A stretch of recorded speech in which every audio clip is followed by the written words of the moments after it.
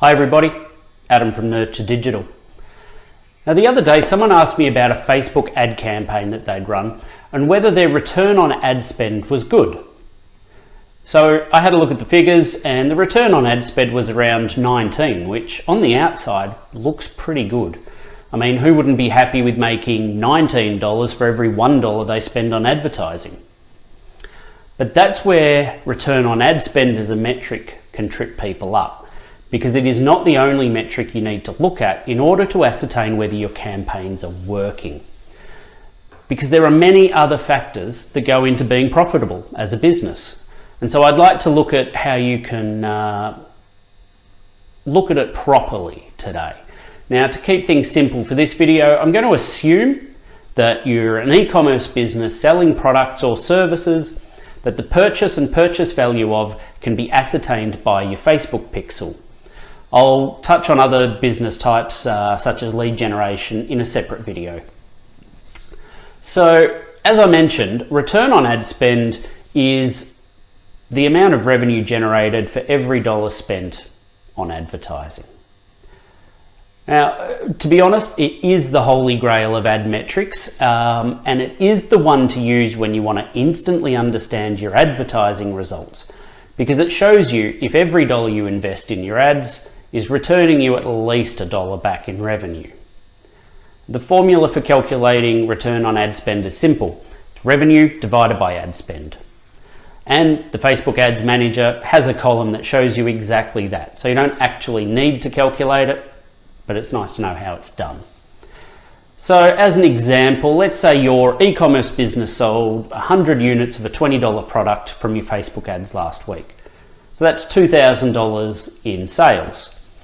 Now, to make those sales, you spent $200 on Facebook ads. So your return on ad spend is $2,000 divided by 200, which is 10. So you're making $10 for every $1 you spend on marketing. Happy days? What return on ad spend tells us is that our ads are profitable. They are making more money than they are using. But they don't tell us if your business is profitable because they don't factor in any other costs. So what else can we look at? We'll say hello to my little friend, cost per purchase. Now this fella will be ignored by a lot of marketers because 1, it's harder to analyze. 2, it never tells a better story than return on ad spend. And 3, they're not used to it because they sell their services rather than products, and their overheads are much easier to establish. But I own physical stores and e-commerce businesses, and I know that this is where the real profit analysis is. And if you're a physical or e-com store owner, you can already see where I'm going, because you know that the difference between being in the red or the black is the difference between your revenue and all your costs. So cost per purchase tells you exactly what it is costing you in ad spend to get a sale. Now, in order to fully analyze this, you need to have some other data that Facebook doesn't have, such as your average purchase value and an estimate of what it costs you to get that purchase out the door to the customer. So for an e-commerce business, you might need to look at things such as your staff costs, your cost of goods, your fixed costs, rent, electricity, etc., and your packaging and postage costs. Now, how you calculate it, what you want to include is very much up to you as a business owner. But at the end, you should have 2 things: your average purchase value and your average cost per purchase. So if we go back to the previous example, we sold 100 units of a $20 product. Now, after analysing your costs, you determined that with your wholesale costs, your staffing and fixed costs, plus the packaging, the postage,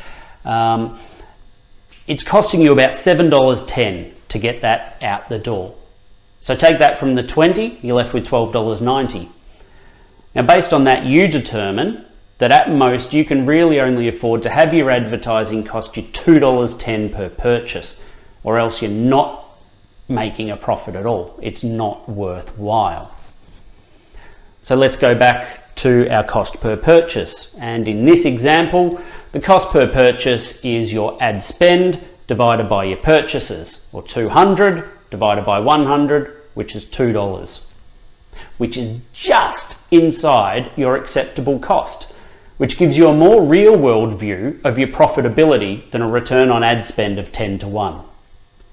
So always be aware of the bigger picture and don't get carried away with vanity metrics or single numbers that don't tell you the whole story, because that will make all the difference in the end. I hope this has helped, and I'll see you next time.